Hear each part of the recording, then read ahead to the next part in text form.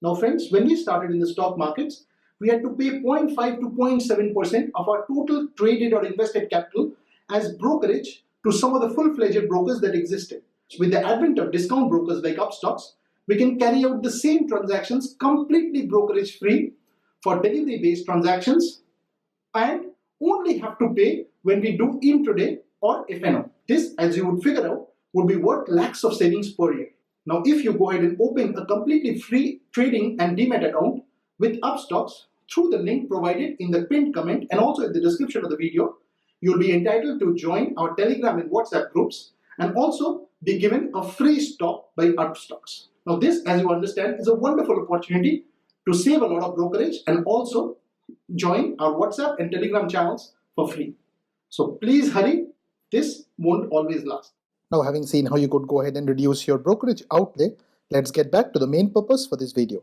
In this video, we'll be talking about a tiny small cap which has corrected close to 30% from its 52-week high and where Rakesh Jhunjhunwala has bought 1,25,000 shares during the last quarter. His stake in the company has now gone up to 7.50% at the end of the current quarter from 6.99% at the end of the last quarter. Please watch this video to know more about this company.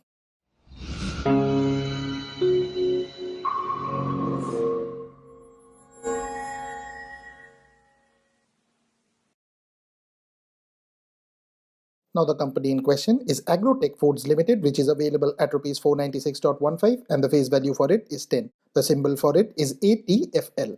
Now Agrotech Foods Limited is engaged in the business of marketing food and food ingredients to consumers and institutional customers. The company's brands include Sundrop Oils, Act 2 Popcorn, Sundrop Peanut Butter, Crystal and Act 2 Nachos. Now looking at the 1-year chart, this company has not really created any major wealth for its shareholders. The market cap of the company is 1211.88 crores, which means that this company is a tiny small cap. The EPS of 13.92 translates into a very expensive price to earnings ratio of 35.64 when compared with the industry PE of 7.42. The price to book ratio of 3.38, however, is not wildly expensive for a company of this sector. The dividend yield is 0.50%, whereas the promoter holding is just about average at 51.77%, out of which nothing is pledged.